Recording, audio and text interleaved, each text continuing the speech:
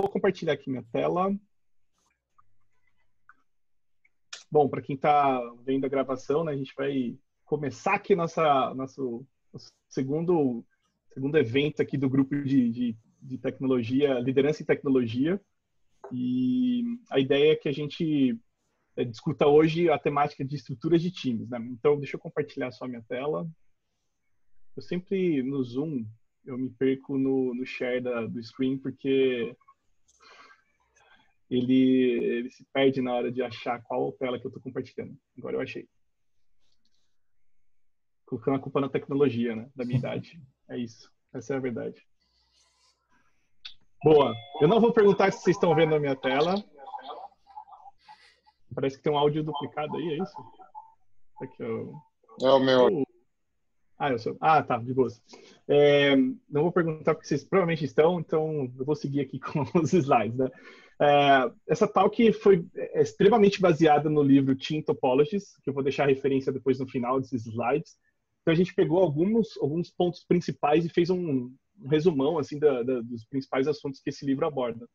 Eu acho que se eu fosse elencar assim, dos top livros que eu li nesse último ano, talvez ele estaria entre os 3 aí. É realmente uma literatura que, para quem lida com estruturas de times, com organização, sejam de times desde pequenos até número muito grande, né, dentro das empresas, acho que vale muito a pena se você quiser se aprofundar mais. Mas a gente adiantou aqui o trabalho e fez um apanhado de coisas que a gente achou interessante, né? Então, a gente tem alguns pontos que eu acho que fazem parte da estrutura desse livro, né? E fazem parte também da discussão que a gente queria trazer para esse encontro.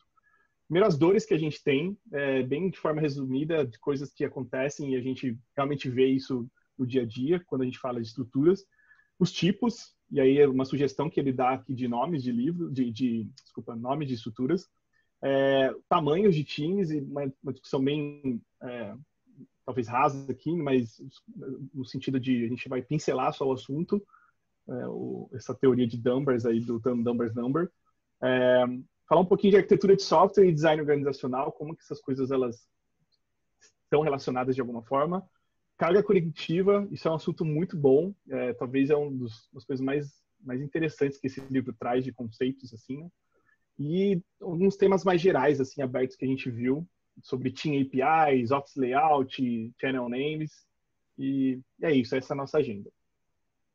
Bom, a primeira coisa que a gente vê nesse livro é o lance dos obstáculos para a gente ter um fluxo rápido, né?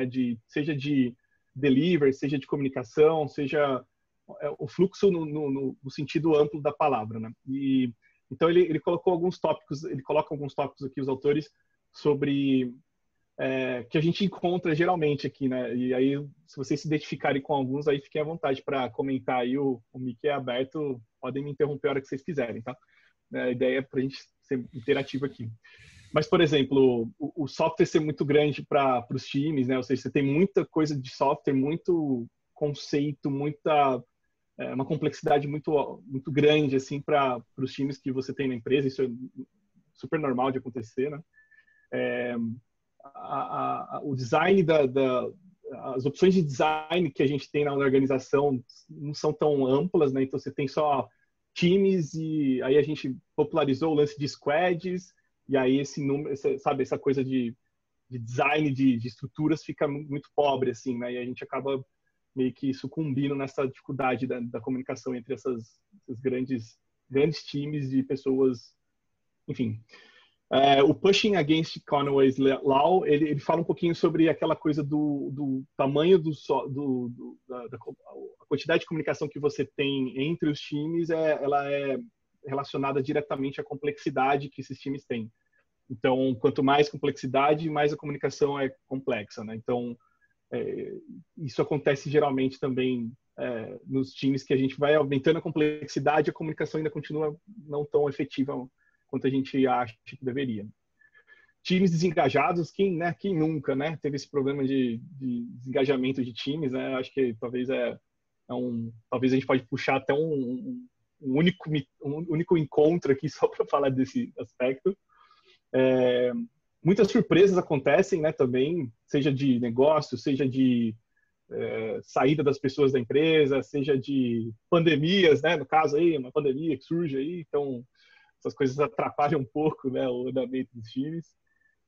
O fluxo bloqueado, né? Então cara, eu preciso entregar isso, mas tem uma dependência externa, eu preciso me conectar com outro time, eu preciso aguardar uma coisa ser pronta para eu fazer, ou não está claro o que eu preciso fazer, né? Então as coisas ficam bloqueadas. E todos os anos as pessoas rolam, eu não sei se vocês já presenciaram isso também nas empresas, né? Que todo ano alguém tem uma ideia de reorg, assim, né? Vamos reorganizar tudo aqui e bora refazer aqui, reestruturar os times, conectar de novo esse aqui com aquele, aí, enfim, isso sempre acontece, né? E principalmente esse em laranjinha aqui, que você ter essa coisa da direção não muito clara, né? Então você tem muitas direções para um time só, muitos objetivos, onde chegar, é muito grande essa carga de conteúdo que os times precisam, tanto de negócio quanto de software, que eles precisam absorver. Então, e aí eu já pulei aqui para o primeiro tipo de estrutura de time que ele sugere dentro do livro. E ele chama de Stream Aligned. Então, esse conceito ele é muito próximo do que a gente chama de times de produto, né? Times que são focados em fazer um produto, né? Ou uma feature do produto. Então, mas aqui ele vai um pouquinho além, né? Ele fala que um stream, né, é o fluxo contínuo, né, de um trabalho que é alinhado de um domínio de negócio até a capacidade organizacional. Ou seja, eu quero, por exemplo, trazendo no nosso contexto, talvez aqui, para ficar menos genérico, então imagina que você tem um software um ramo de negócio que é focado em B2B. Então, você resolve a dor do cliente ali desde o começo e faz a entrega, e a sua organização reflete exatamente o que as funcionalidades desse produto têm, né? Então, eu consigo fazer essa coisa do time de produto muito de ponta a ponta, assim, né? Então, e aí ele aqui já tem algumas coisas que são premissas para essa definição do Stream Aligned, né? Que você precisa de clareza e propósito, né? Então, o time precisa entender, né, que tem uma clareza do que vocês precisam fazer dentro da empresa e times diversos, eles podem coexistir entre eles, né? Então, mesmo que tenha o seu próprio fluxo. Então, nesse exemplo que eu dei do B2B, imaginando que você resolva, por exemplo, toda a parte de logística dentro de um software de um cliente. Então, dentro desse fluxo, você pode ter times que fazem partes desse fluxo e eles coexistem, né, de alguma forma, por um mesmo propósito. Então, aqui ele deixa até claro que você precisa sempre focar sempre num único stream, né, que tenha valor. Então, essa coisa da logística é um valor só. Talvez ela comece a ficar ampla e ele depois entra mais profundamente em como que a divisão desses times pode funcionar, né?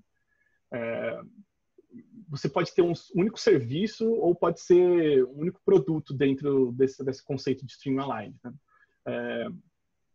Então, aqui ele fala single set of features ou a single user journey ou a single user persona. Sempre para tentar diminuir essa coisa da complexidade do negócio para isso não afetar o fluxo de desenvolvimento dos times. Então, beleza esse termo para vocês, assim? Vou seguindo aqui, tá? Fiquem à vontade mesmo, tá? Para mim parar aí, a ideia não é ser meio que palestrinha aqui, né? Uma pergunta sobre esse ponto aí. Quando ele fala, né, de valuable stream of work, quando ele fala valuable é algo que gere valor, por menor que seja, mas que gere valor no final. Seria isso? Essa a ideia? Exato. Pensando que valor pode ser de negócio, pode ser um valor de melhorias internas que você faça dentro de um time. Ele tenta separar dentro de uma empresa, mas ele tenta separar essa coisa de times que focam em deixar outros times mais produtivos da entrega de valor, né? Essa é a parada toda desse conceito. Vou seguir para o próximo aqui, beleza, gente?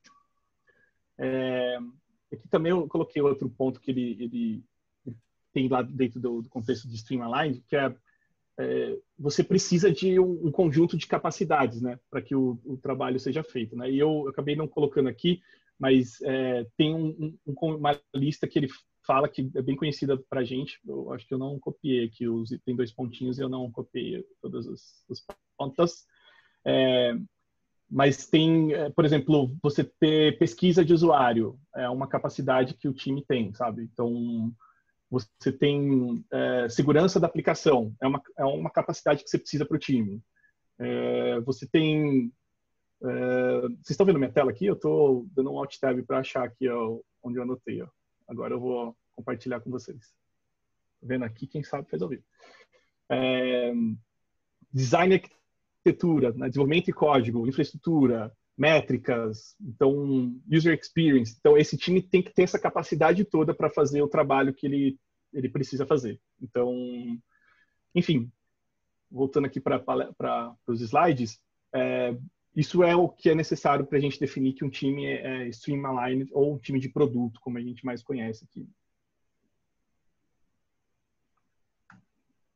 Indo para um próximo tipo, né, de estrutura, a gente tem esse enabling, que o enabling team é composto de especialistas, né, em um domínio técnico, né, ou até um produto também, né, ele comenta aqui. E às vezes a gente sente falta de que aqueles times que estão focados no stream aligned lá, desse tipo, eles estão focados em entregar valor para o usuário final ali, né? Então, faz parte da natureza desses times ser focado nesse valor. Aqui, o Enabling Team ele é um pouco diferente, né? Ele é meio que um consultor dos times, assim, né? Então, é um time que serve como consultor. Então, eu preciso de uma especialidade muito voltada para, sei lá, eu quero ter aqui um deploy que funcione muito mais rápido. O Enabling Team pode ser esse tipo de time que desimpede os stream aligned de fazer isso acontecer. Ou, por exemplo, você tem um desafio de performance de banco de dados. Então, você tem um time que é um conjunto de pessoas super realmente focadas em skills que vão conseguir desimpedir esses times para conseguir usar determinadas tecnologias, ferramentas e performar melhor no foco que é a entrega de valor ali. Legal? Eduardo, só um comentário rápido. Achei bastante interessante a inclusão ali de produto dentro das habilidades aí do Enabling Team. Geralmente a gente vê em algumas empresas um time que fica responsável por dar suporte a outros times, mas eles são puramente técnicos, né? São uma galera bem mais técnica de pesquisa e desenvolvimento. Isso eu achei bacana. Sim. Eu acho que tem alguns exemplos que eu já vi assim, em organizações, né, de você ter um time que é responsável pelo core do produto. Né? Então, sem, por exemplo, você fazer uma transação entre sei lá, um provedor externo e um serviço externo, você não consegue fazer com que os times consumam esse serviço. Então, esse é um serviço core. Então, o domínio de produto ele é bem específico. Né? Então, esse time enabling ele faz com que os outros consigam se conectar com esses provedores externos ou serviços externos. Então, é bem parecido esse conceito do enabling com o que a gente vê daquelas coisas, daqueles times mais horizontais, né, que a gente já ouve muito, né, agora, né, time horizontal focado em melhorar a experiência dos desenvolvedoras em ferramentas de teste, por exemplo. Então, o Enabling Team é um grupo de pessoas que é super especializado em fazer esse tipo de coisa. Mas é legal, né? Porque mesmo esses times que são muito mais técnicos, eles têm problemas de priorização também, como todos os outros, né? E se adicionar esse componente, né, da priorização, olhando para produto, né? Por exemplo, eu tenho aqui um problemão aqui com o banco de dados, eu tenho outro problema aqui com processamento de job assíncrono. Tá, qual que eu faço primeiro, né? Aí a priorização pode acabar sendo, qual que vai gerar mais valor pro nosso cliente aqui, né? Qual que é a métrica, qual que é a escolha que a gente vai fazer que vai mudar uma métrica do produto, né? Uma métrica de business, por exemplo, e não só uma priorização do que eu, como técnico, acho mais urgente, né? Então, essa coisa de botar visão de produto dentro dos times técnicos também, eu, pelo menos, acho super importante também. Sim.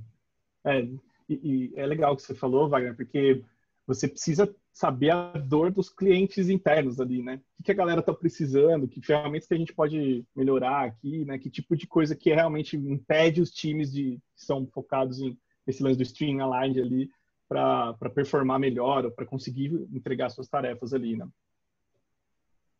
Edu, uma dúvida. Não sei se no livro ele comenta os enabling teams, eles agem como indivíduos separados ou o time age em conjunto? Porque a gente vê esses times especializados, né, que tem consultores, como se fala aí, sei lá, 4 pessoas, mas que elas agem separadamente, né? Como que é a visão? Boa. Boa pergunta. Aqui até eu coloquei só um trechinho, né, que fala sobre consultores técnicos, né, times de consultores técnicos, mas no começo desse parágrafo fala muito de ter uma natureza extremamente colaborativa, né, para realmente não criar esse tipo de coisa de o silo de conhecimento técnico está ali.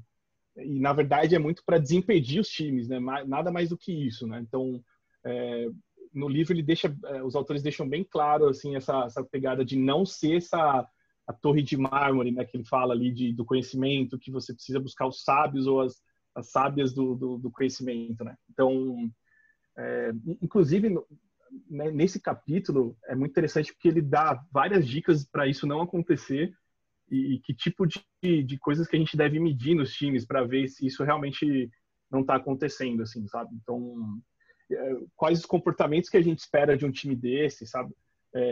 Eles falam muito sobre procurar entender a necessidade desse stream align, né? Então, você fazer tooling, boas práticas dessa área de expertise, né? Imaginando que, por exemplo, um time especializado em performance de banco de dados.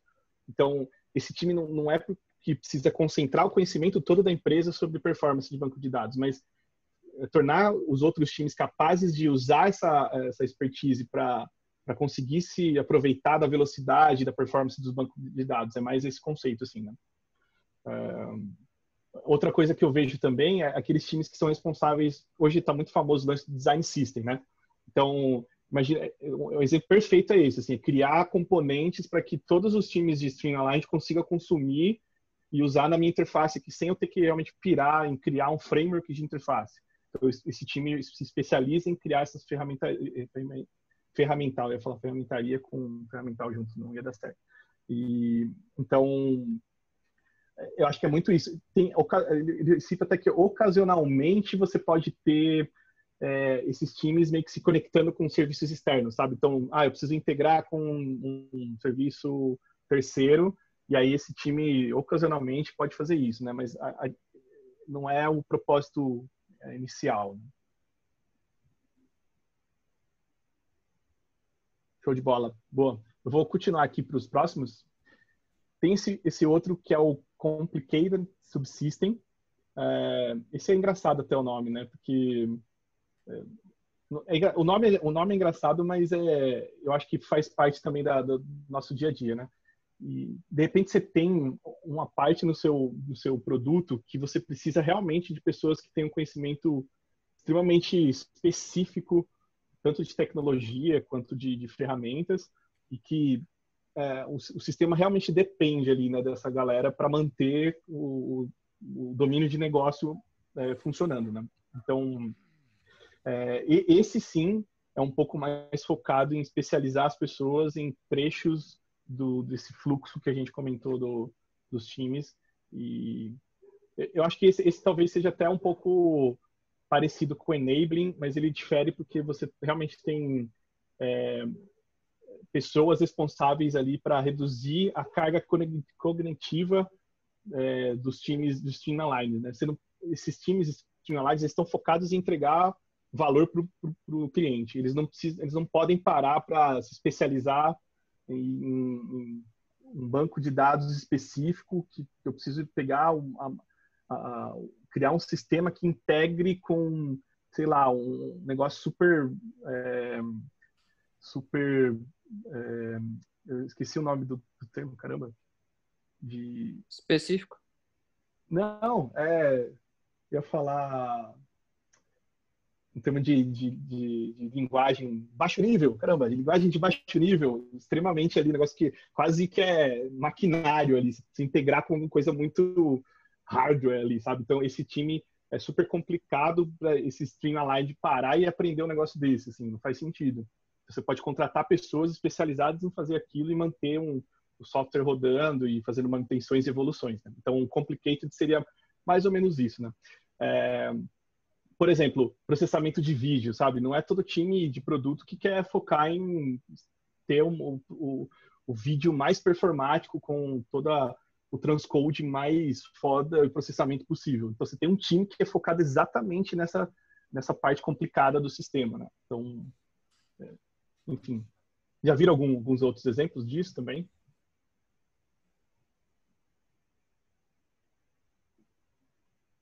Cara, eu acho que fraude é um pouco disso, assim, tem muito... Talvez eu tenha algo parecido. Pô.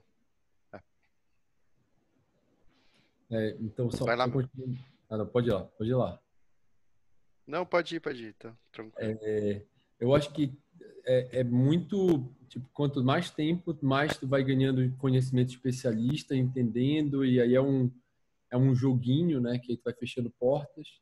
Então, no final, para o engenheiro, tanto nas técnicas quanto para a gente de negócio, produto, é um negócio complicado, que requer conhecimento aí acumulado, né? Legal.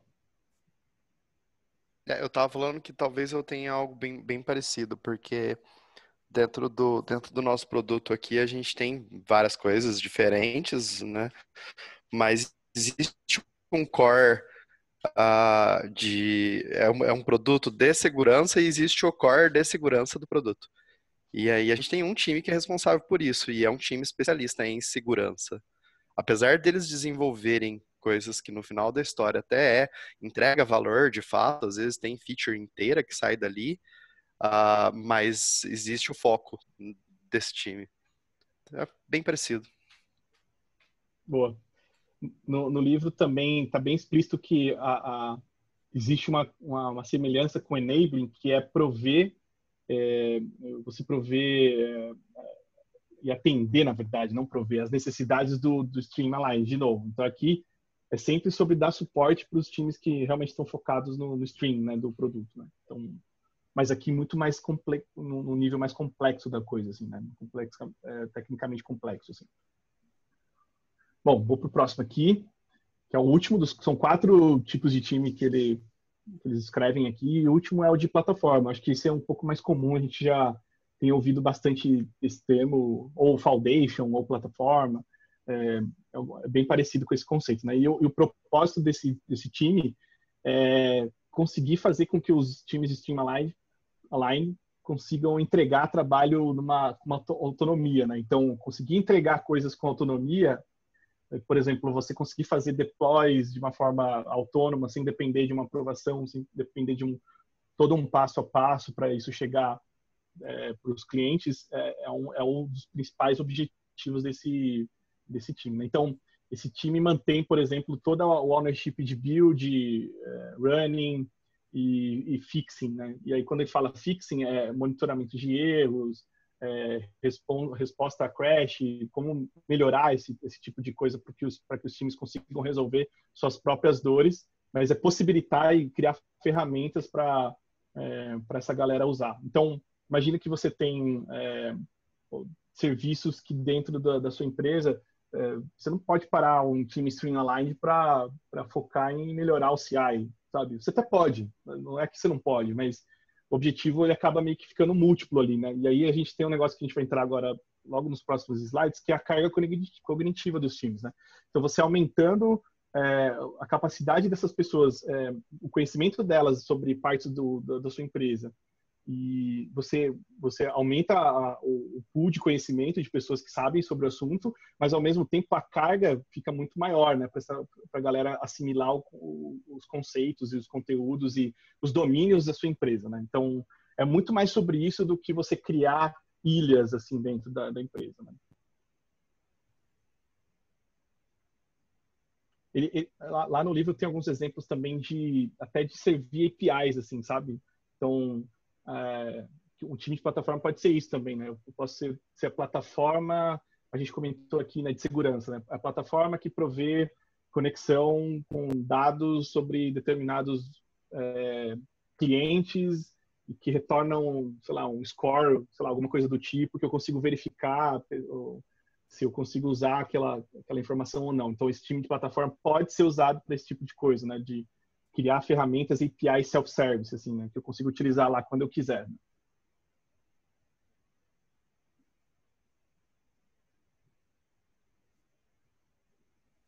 Show? Eu vou para o próximo aqui, então, slide. E aqui tem uma figura que eu acho muito legal de como esses times se interagem, assim, né? Esses tipos de times podem se interagir, né? Então, aqui, por exemplo, nessa parte azul tem o Platform Team, né? Que é responsável, que a gente falou, né? Sobre conectar e prover ferramentas para a gente conseguir entregar mais coisas com autonomia. Você tem esse Stream Aligned Team, e a conexão com o Enabling fica bem evidente aqui, né? Que você tem, de repente, dentro do stream aqui, do time, né? De valor, de entrega de valor, você tem essa dependência ou essa comunicação com esses times chamados Enabling, né? Então, que fica mais evidente nessa imagem. E tem essa coisa do Complicated aqui também, que ele não é intrínseco, essa conexão não é realmente uma dentro da outra, mas você pode ter essa comunicação externa, né? Eu vou mostrar também aqui num dos slides uma sugestão que ele faz aqui para visualizar isso de uma forma legal, assim. Quando você tem um número de times muito grande, como facilitar essa coisa da dependência entre esses 4 times, né? Bom, aí um dos pontos que eu acho legal também é a questão dos tamanhos dos times, né? Além das estruturas, né, os tipos, tem os tamanhos, né? No livro você encontra um pouco dessa coisa do limite de relacionamentos que o ser humano é capaz de lidar, né? Então ele parte do começo ali de 5 pessoas, é o limite que você tem com quem você pode ter coisas pessoais, assim, relacionamentos pessoais, né? Então, no máximo 5 pessoas, a sua memória vai funcionar super bem, então é o contato diário que você tem com a galera. 15 pessoas, aí você pode compartilhar uma confiança extrema aqui, né? Ou uma confiança profunda entre vocês, assim, dentro do time. 50, você pode ter o lance do mutual trust, né? Não é um DIP, mas você tem uma confiança que é mútua ali, você até conhece a galera, tem essa confiança compartilhada e é mútuo ali o sentimento. 150 é o limite que você pode lembrar das pessoas, né?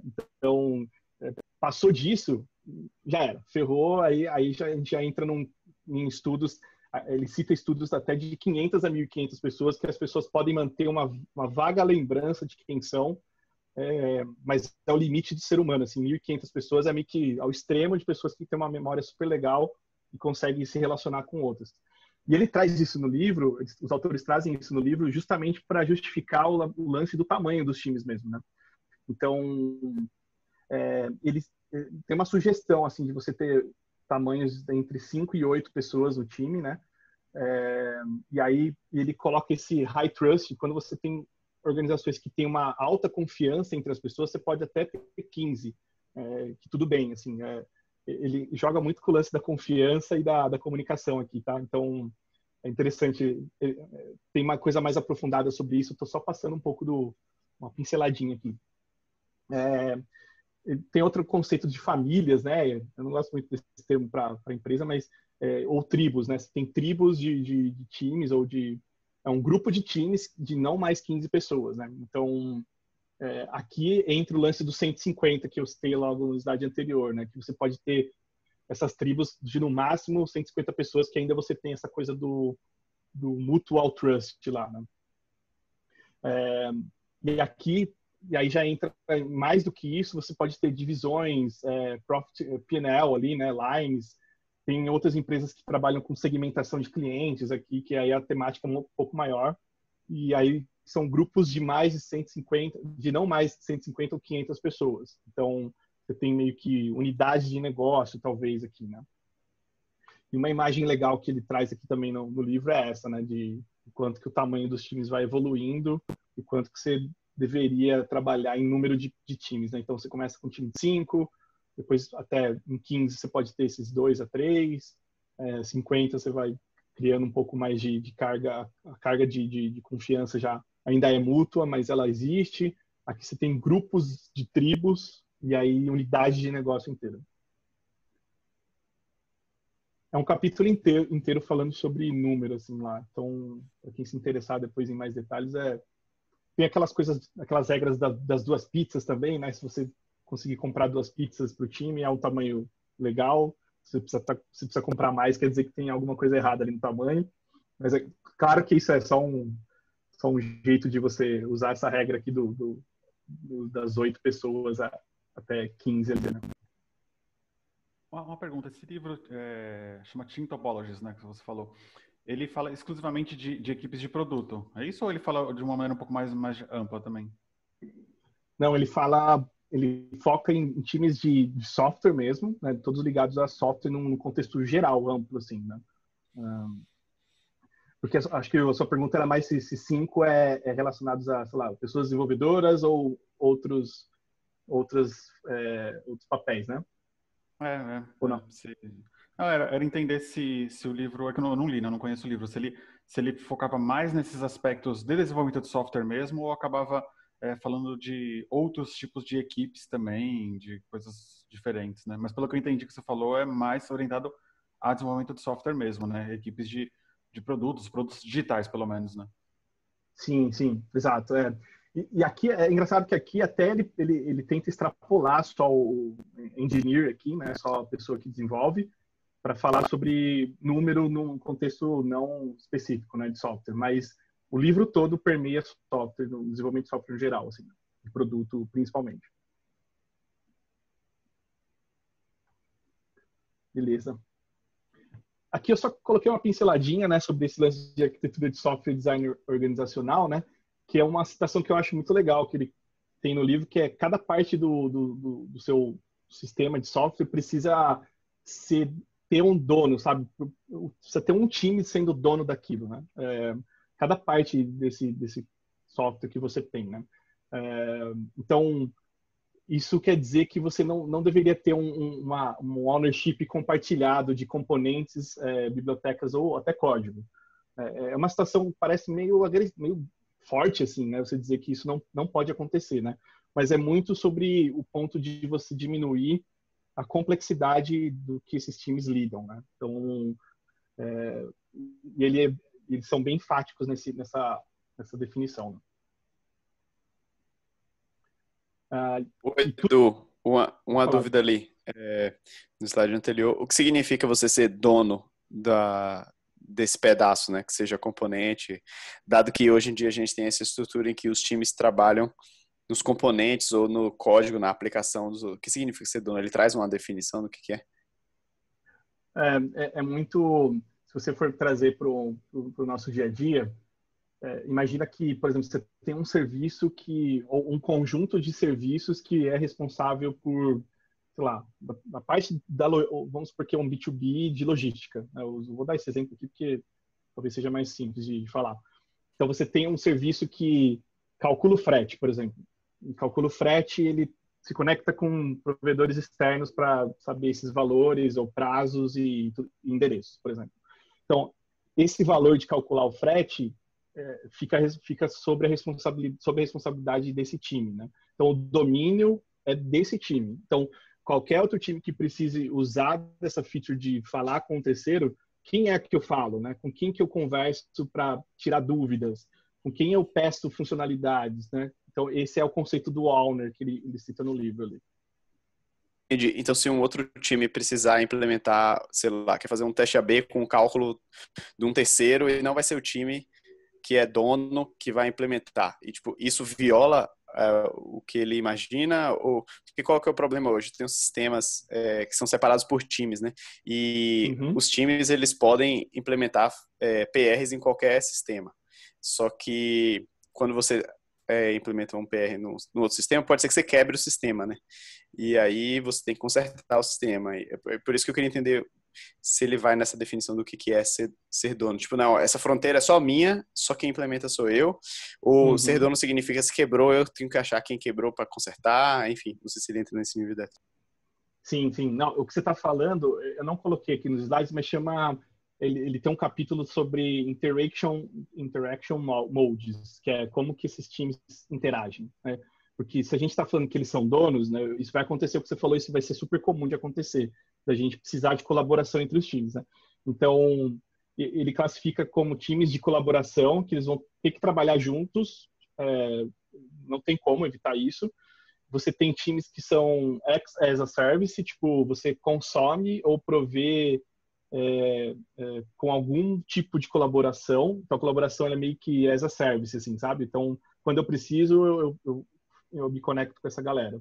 E tem o facilitating, que é outro tipo de interação, né? Que a gente vê que cara, eu preciso que o botão do calcula frete agora mude. A gente está usando o componente agora design system e a gente tem que mudar isso. Puta, mas não é a nossa prioridade aqui.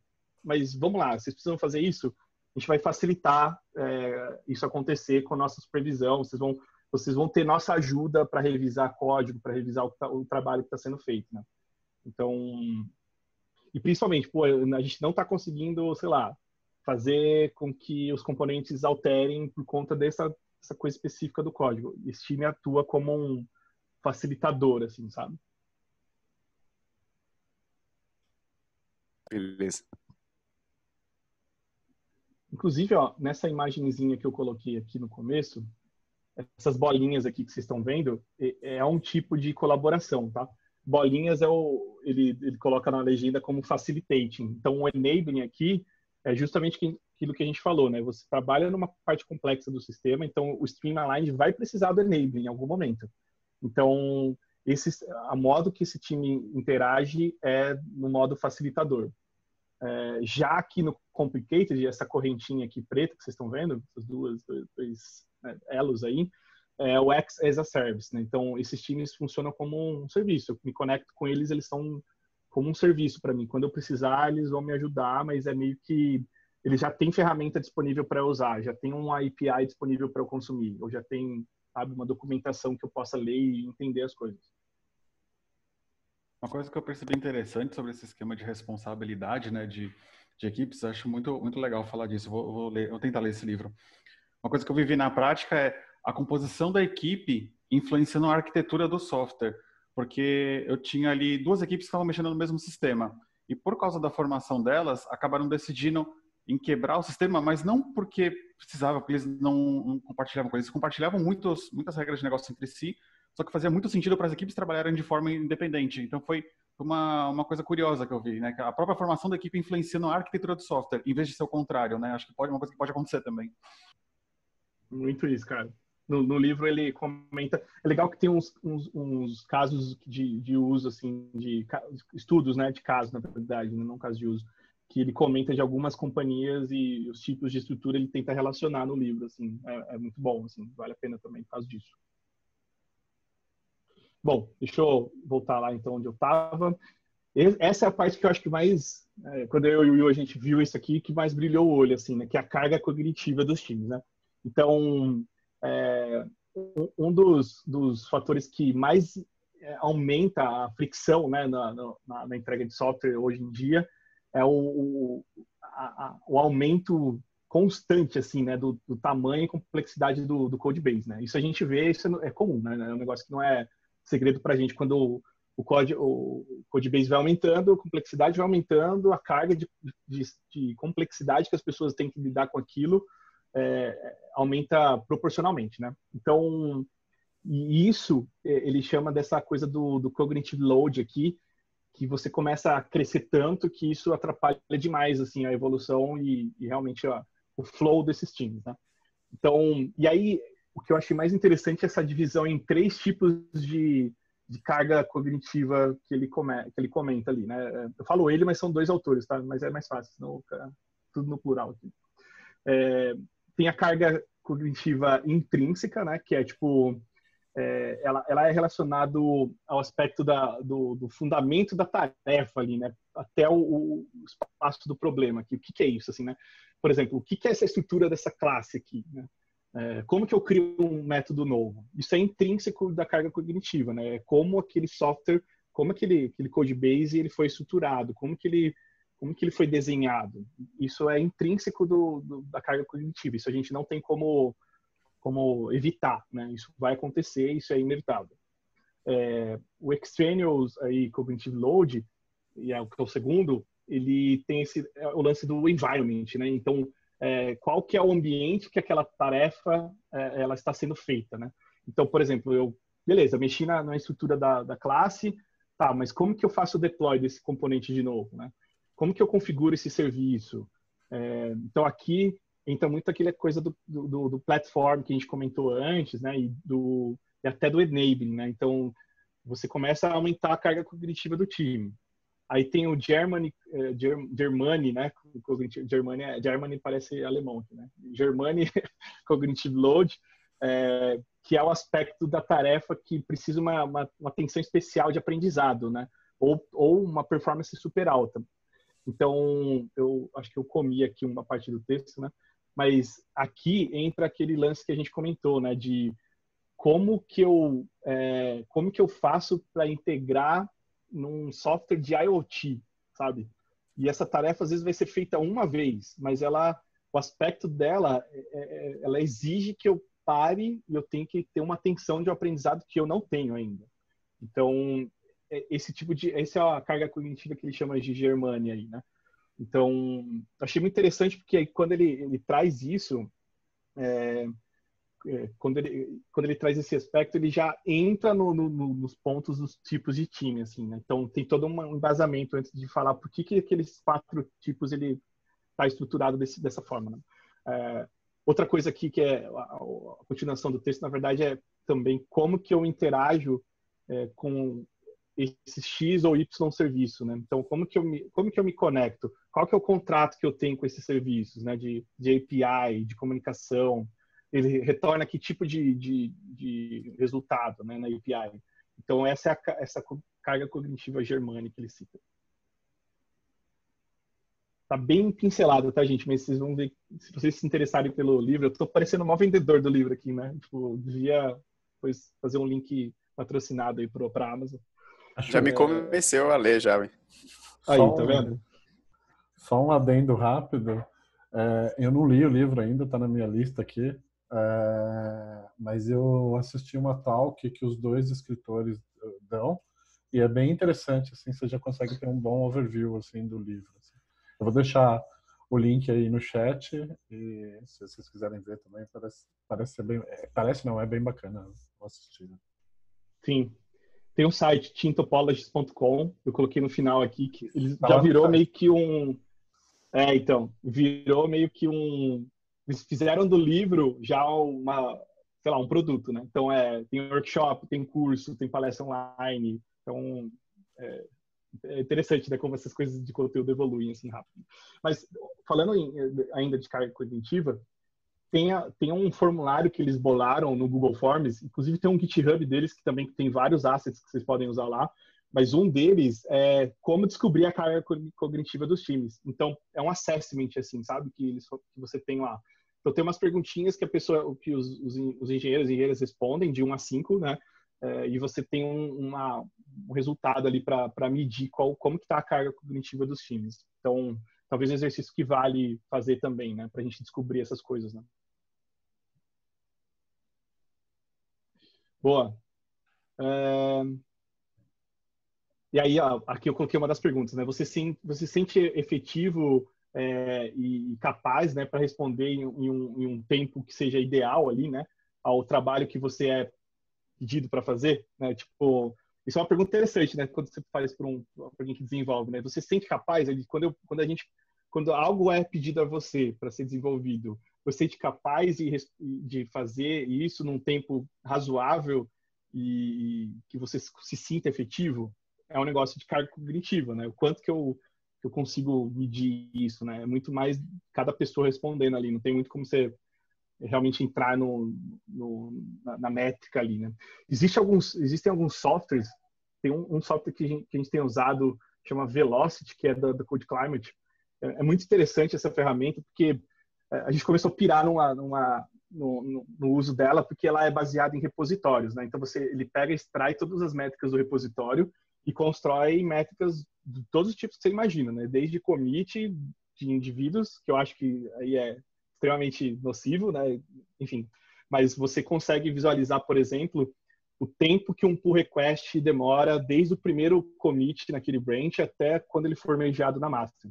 E aí você consegue comparar a complexidade, talvez você consegue extrair daí alguns cheiros, né? Por exemplo, se alguns repositórios eles têm um tempo maior de se fazer um merge, será que ali não tem uma carga cognitiva muito alta, não tem uma complexidade muito alta nesse software, que toda vez que o time vai fazer alguma tarefa ali, o time sofre e demora mais tempo? Talvez é um negócio legal de olhar, sabe? Talvez seja o lado bom do uso desse software, assim. É bem controverso, tá, esse software, tá? Tem muitas coisas dele que eu acho que são perigosas, né? Muito daquele mote que eu acho que da galera, talvez acho que da K21 que criou, não sei se foram eles, mas que eles divulgam bastante, que é métricas model comportamentos, né? Então, usar, por exemplo, commit é um negócio super estranho, né? Porque as pessoas podem mudar a cultura do jeito que elas fazem commit, né? Para aumentar as métricas. Então acho que tem algumas coisas que dá para você usar ali para extrair algumas informações para você usar em melhorias do time. Acho que tudo é assim, né?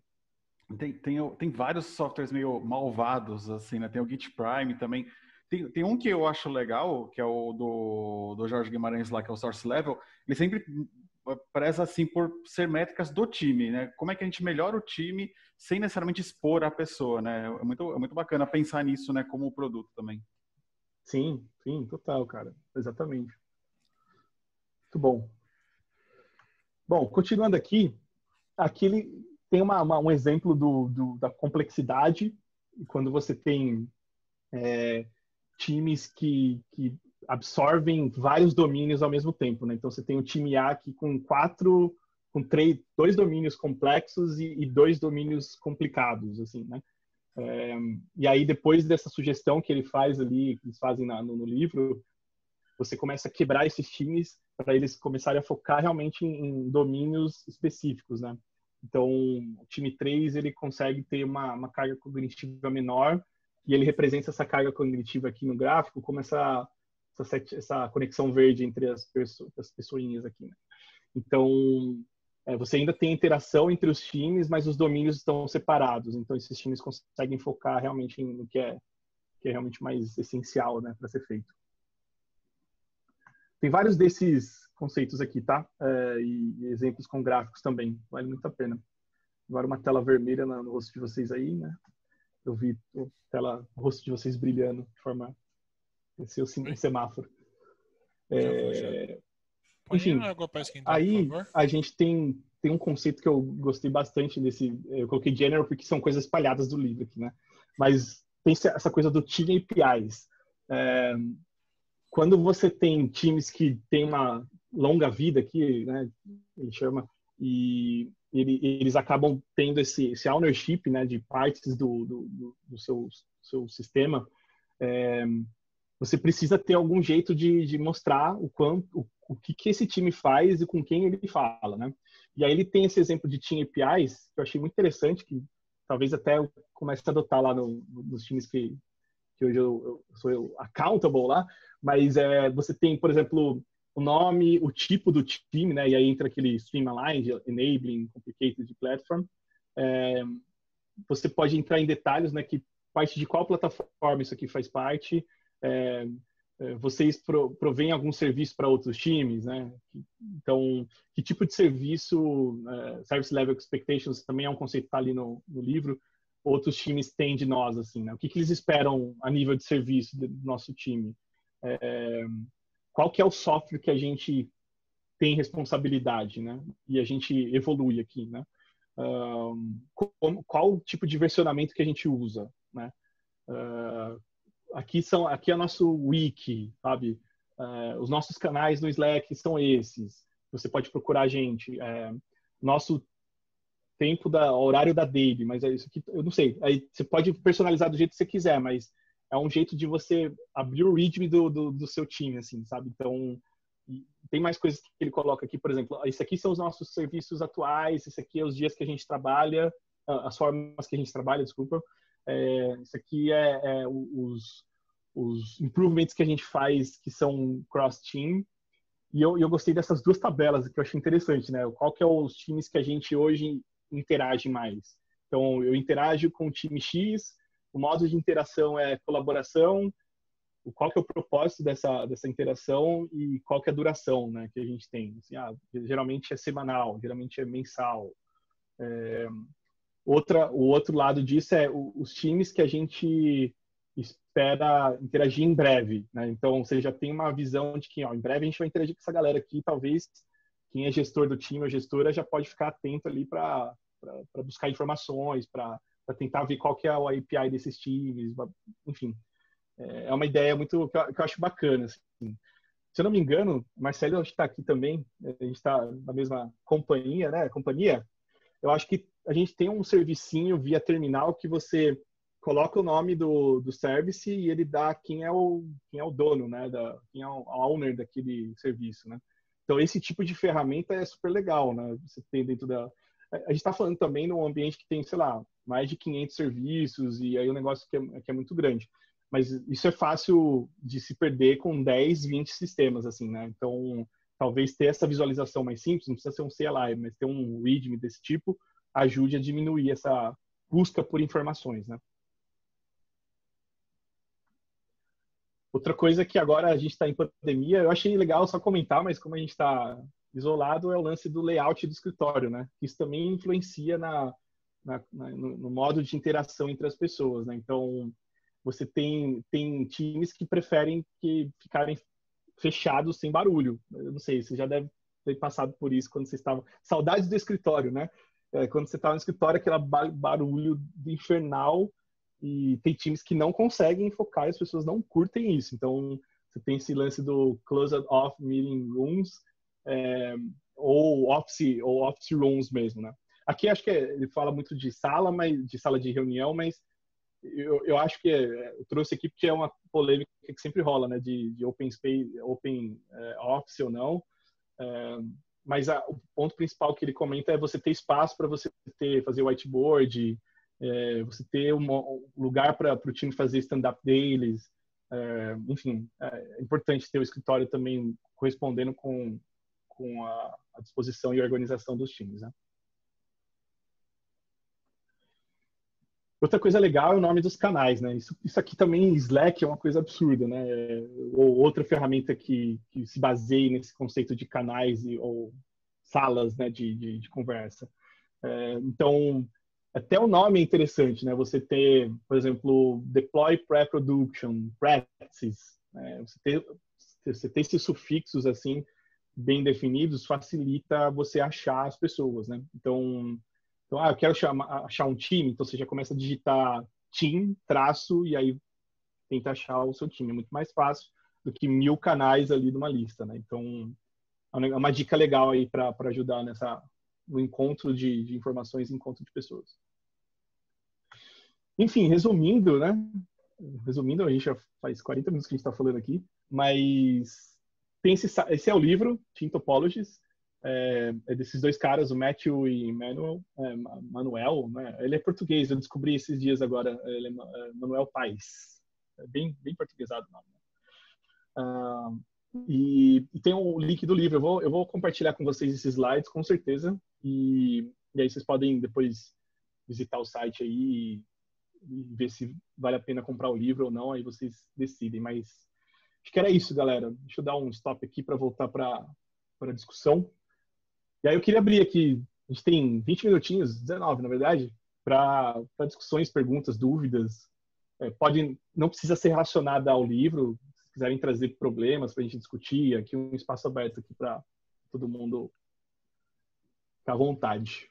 Bom, eu já pensei em uma coisa pequena aí para adicionar. Quem sou eu na fila do pão para duvidar de alguma coisa aí? Meu time é bem pequeno, mas uma curiosidade que me ficou, e aí você que leu o livro vai poder responder melhor, mas até que ponto tudo isso que ele falou, ele consegue comprovar que de fato isso funciona? e que de fato é melhor do que qualquer outra solução que tem aí.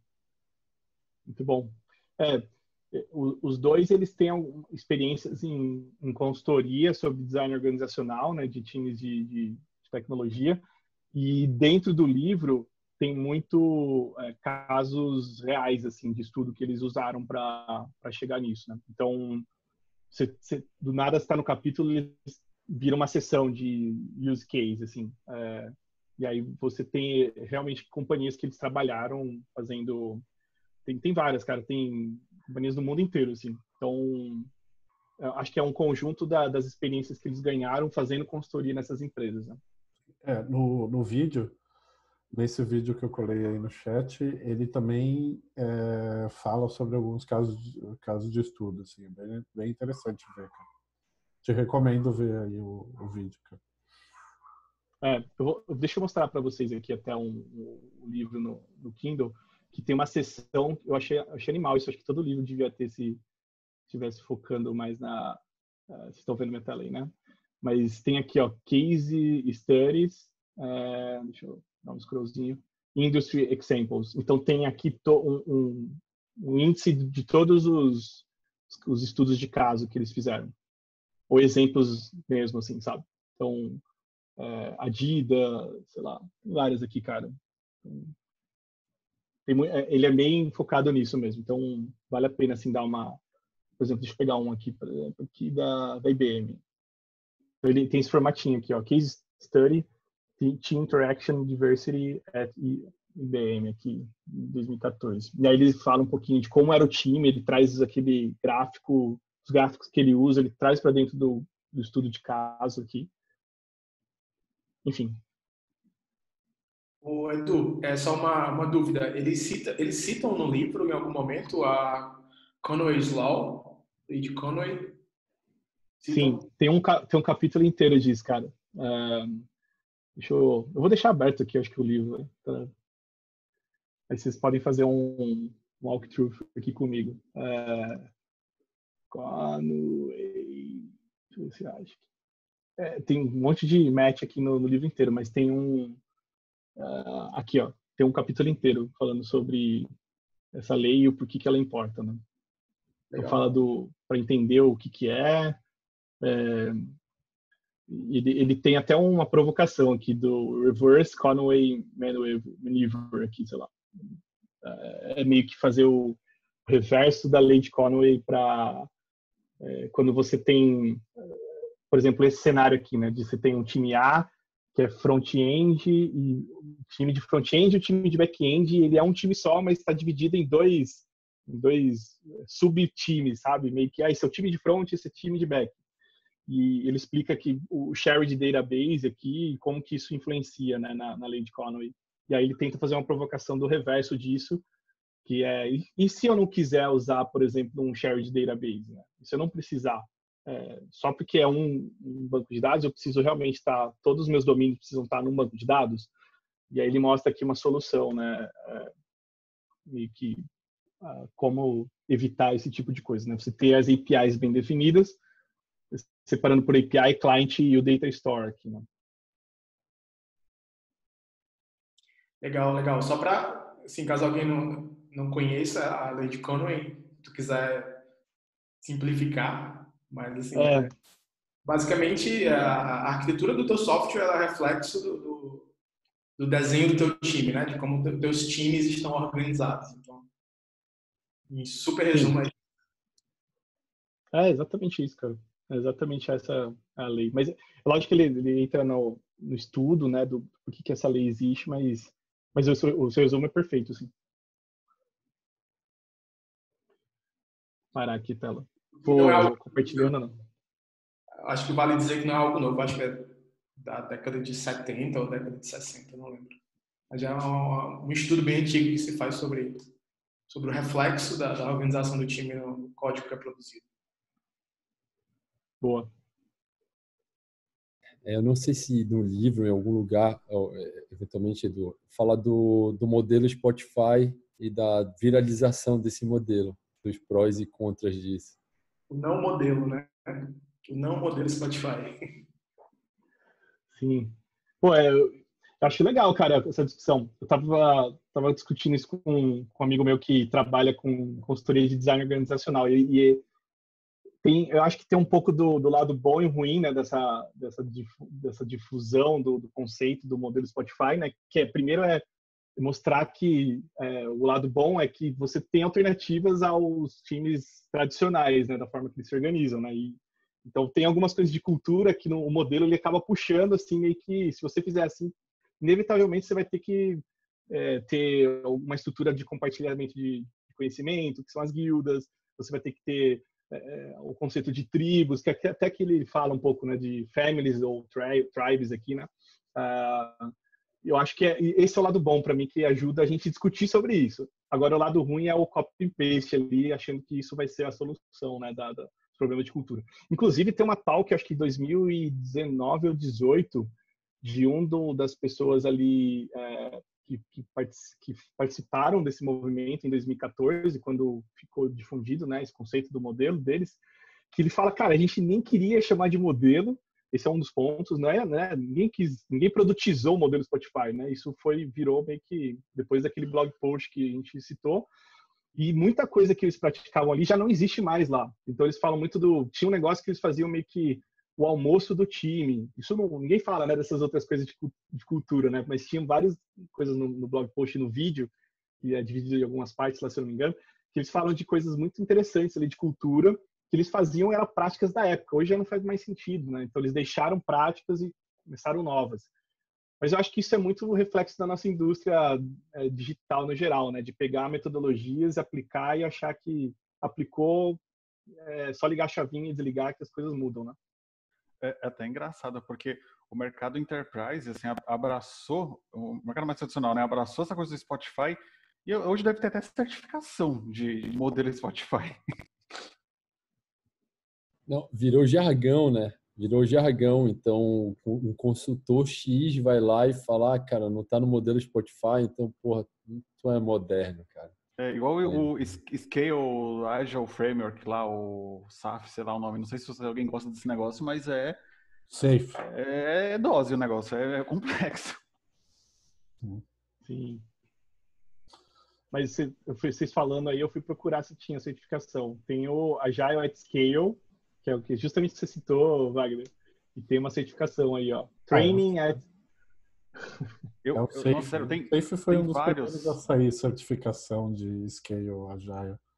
Aliás, eu não sei se vocês ouvem, mas eu ouço o Love the Problem, lá, o podcast da K21, e o episódio de hoje foi com a galera até que eu conheço, o Caio, que está lá na Austrália, e eles estavam falando de quanto as consultorias estão mal vistas justamente por esse lance de tentar implantar esses métodos. Assim. Então, é um ponto...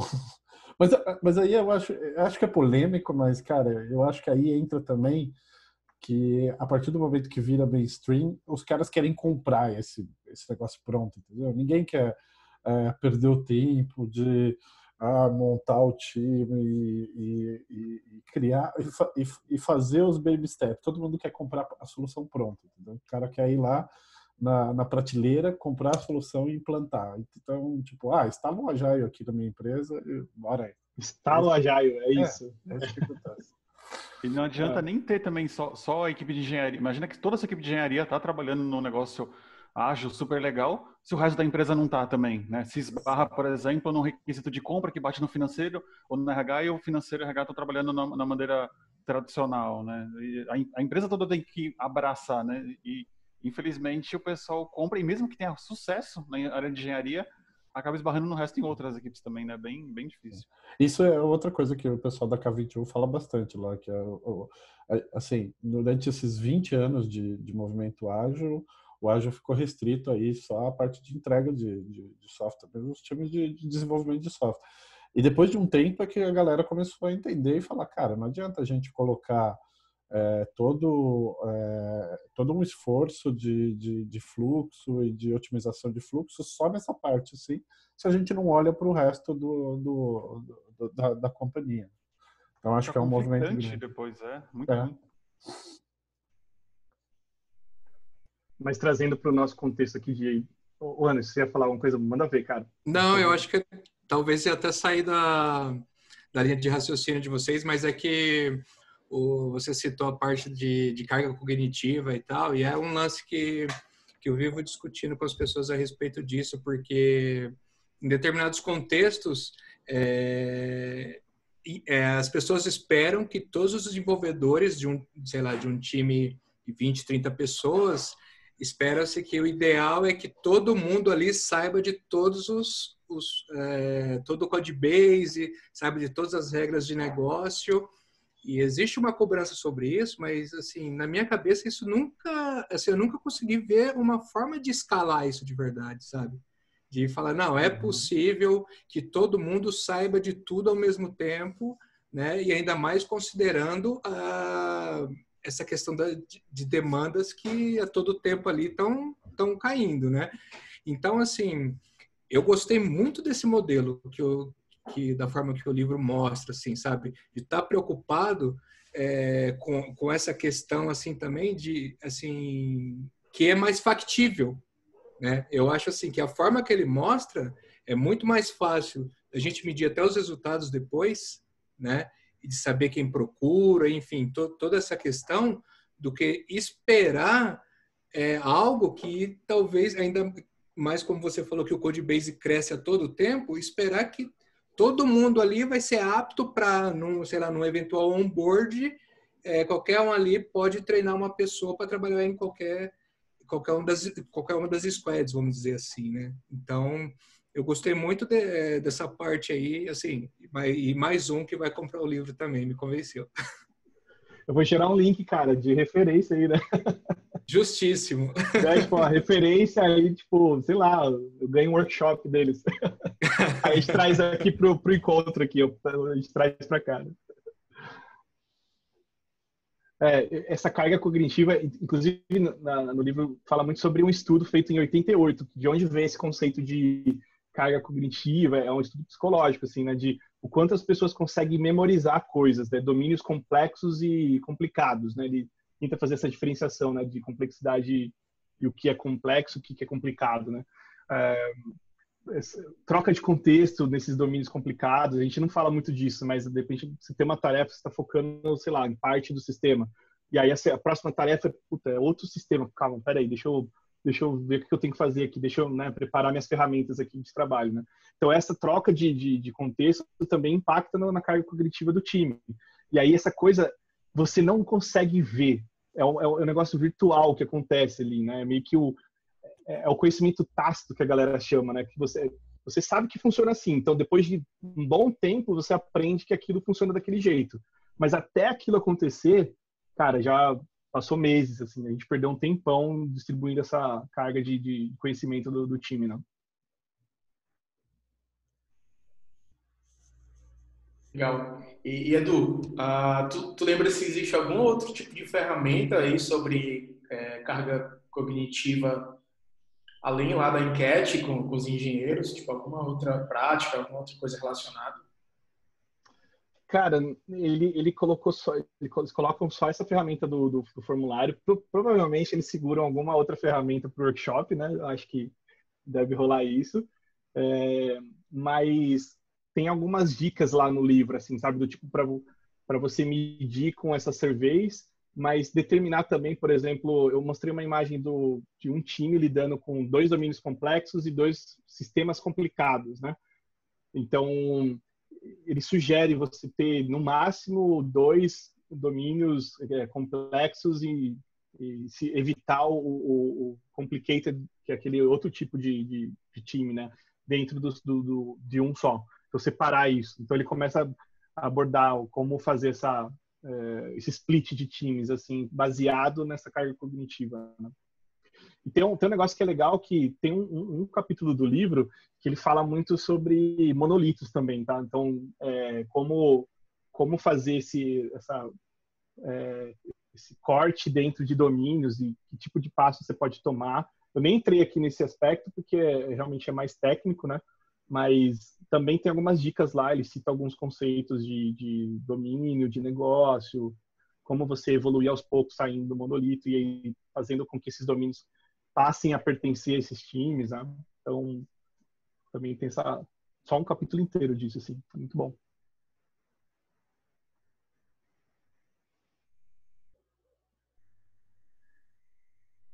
Mais algum insight que vocês pegaram aí? Tem alguma coisa que vocês vão usar, assim, tipo, já essa semana ou na próxima aí nas empresas de vocês? Comprar o livro. Pô, cara, o API aí, pô, amanhã já estou editando lá o documento de Work Agreement para botar lá nesse formato legal. Legal, cara. Legal. Assim, para mim, o que eu achei mais interessante realmente foi a carga cognitiva, assim, sabe?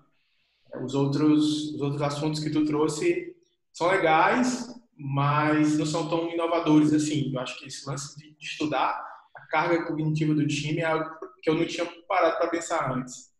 Eu vou ler o livro, sim, e procurar outros assuntos, outros relacionados. Eu acho que isso foi um grande estalo aí para mim. Então, valeu mesmo.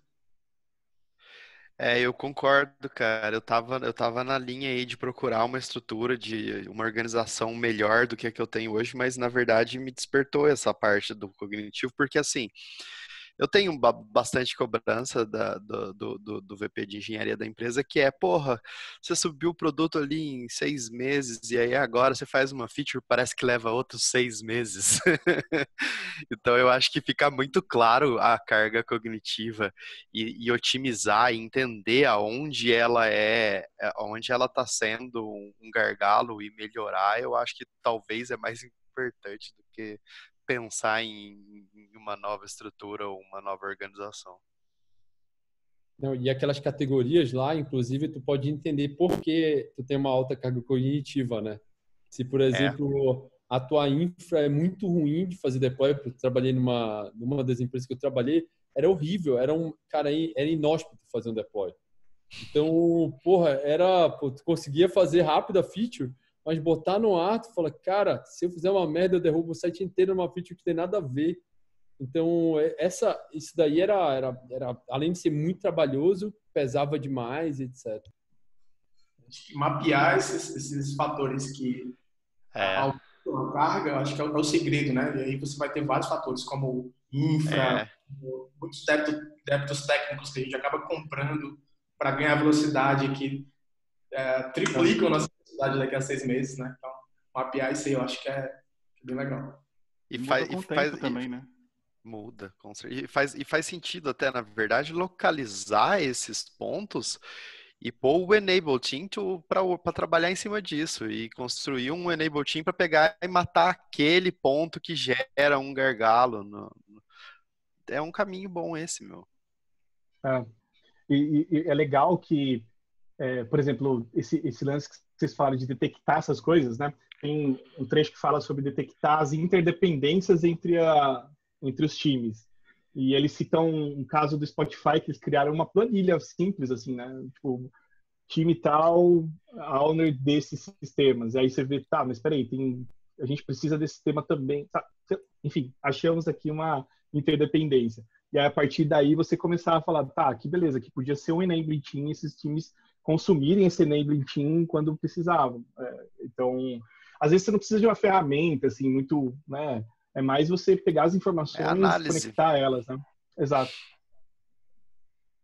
Outra coisa que é legal é o weight. Desculpa, pode falar. Não, só falar que um ponto que eu achei também, assim, sensacional é que essa separação, que é possível fazer uma separação e faz total sentido times trabalharem de formas diferentes, né? Um ser enabling, outro ser platform. Porque, assim, quando chega, por exemplo, o modelo Spotify, não, é squads e é isso aí. Mas se vocês quiserem, né, ir junto às guildas, às tribos e tal, mas é esse. E às vezes, para o contexto do time não faz sentido, né? Para as próprias demandas não faz sentido, né? Então, você ter times onde a estrutura dele pode ser diferente. Nossa, cara, isso é sensacional. Aí você tem também, tipo, pessoas que se dão melhor em determinado tipo de time, outras pessoas que, putz, elas funcionam melhor num time ali mais escondido, que não tem tanto contato com o cliente. varia, né? Você permite que, tipo, tenha pessoas de perfis diferentes trabalhando em equipes diferentes também. Eu já vi muito isso, gente que não dava nada certo numa equipe ali muito orientada a resultados de produto, métricas, tipo, de usuários ativos, foi para uma equipe um pouco mais ali pensando em tooling, deu super certo. A pessoa, tipo, estava prestes a ser demitida, deu super certo e foi um dos melhores caras ali do semestre. Exato. E tem pode tem falar, alguma coisa relacionada a isso e Bounded Context, ou DDD, lá no livro? Tem uma pinceladinha, assim, disso. Ele cita o Martin Fowler sobre alguns aspectos de microservices e fala um pouco de DDD, assim, mas não é o foco 100%, tá? Mas ele tenta pincelar, assim, de alguma forma. Bacana. Valeu, meu. Uma horinha e meia boa. Boa, exatamente. Tem um capítulo que fala só sobre arquitetura mesmo, né, de software. Eu só pincelei muito por cima ali, mas ele mostra muito como você escolher essas boundaries que você citou, Marcelo, pegando o lance de software responsibility, sabe? Então, como fronteiras, assim, né? Então, vale a pena também para quem quer se aprofundar na parte mais técnica da coisa, assim, né? Mas a última coisa que eu queria comentar, assim, em linha, assim, aí vocês ficam à vontade se quiserem trazer mais coisas, mas o que o Wagner falou, acho que é muito interessante. O trabalho nosso também, das pessoas que são gestoras aqui, né? Não, tem outras que não são, mas, enfim, mas o trabalho das pessoas gestoras é analisar esse tipo de coisa, de motivação também, né? Porque às vezes você tem espaço dentro da empresa para trazer as pessoas para um domínio super técnico e super específico de um problema ali muito deep, que precisa ter um conhecimento, cara, extremo. Ou ela precisa se desenvolver naquilo e dá um tesão nela absurdo fazer isso, né? E ela está colaborando para a empresa de alguma forma.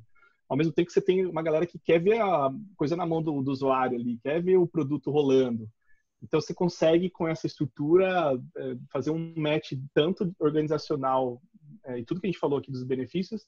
E o plus que eu coloco é de encaixar as pessoas nas motivações intrínsecas dela com as da empresa, assim, né?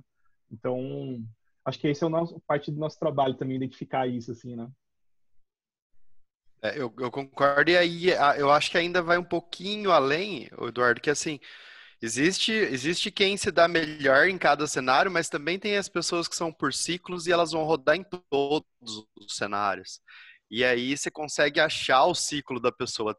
Ela está no momento em que ali ela já aprendeu o que ela tem que aprender e ela entende que ela é movida a aprendizado e ela já aprendeu. Então, se você não constrói um novo ciclo para ela, você perde. Às vezes é alguém que você não quer perder, que você vale muito para o time. Então, você ter essa liberdade em construir os times assim, você consegue criar novos ciclos para pessoas. Eu acho que isso é bacana também. Boa. Legal, gente. Animal. Muito bom. Muito bom o assunto, as discussões, né? Bem legal. Gostei do formato e aí fica aberto também para vocês, se tiverem algum tema que vocês gostariam muito de compartilhar, coisas, experiências que vocês têm passado nas empresas que vocês estão, ou esse tempo todo que vocês estão na área. Quiserem preparar alguma coisa desse tipo, esse aqui a gente fez em 30 minutos, né, Will? A gente pegou, vamos separar aqui os slides aqui no Google mesmo, tá? O Google Slides, montou rapidão. Se vocês tiverem alguma coisa simples mesmo, ou até nem precisa ser uma apresentação, de repente traz um assunto, faz uma lista de tópicos e traz aqui para o próximo encontro. A gente quer fazer mais um agora em agosto. O Will tá mudando, né, para fora do país, então por isso a gente vai esperar um pouquinho ele se estabelecer lá fora e tal. Depois fim do mês de agosto, provavelmente a gente role outro desse. Enfim, tem um grupo do Telegram para quem não tá lá também, se vocês quiserem. Eu não sei se todo mundo sabe do grupo, mas se vocês se interessarem, acho que eu vou mandar um e-mail para todo mundo com essas informações lá pelo Simpla. Fechado? Bacana. Show de bola, gente. Obrigado pela presença de todo mundo e até a próxima aí. Valeu, pessoal. Valeu, pessoal. Até a próxima. Obrigado. Obrigadão. Prazer aí, Até todo mais. mundo. Valeu. Obrigado, pessoal. Um abraço, boa noite.